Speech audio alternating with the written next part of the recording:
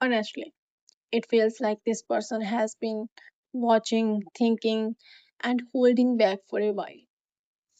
They have not been sure about what to do next, but I see that changing.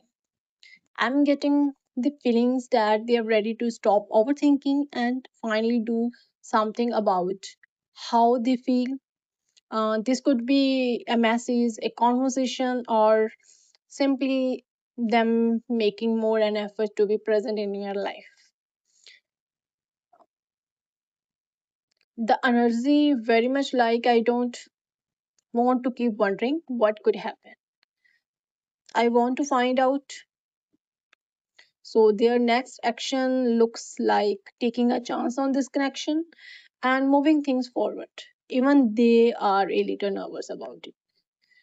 Expect a moment where there has been silence.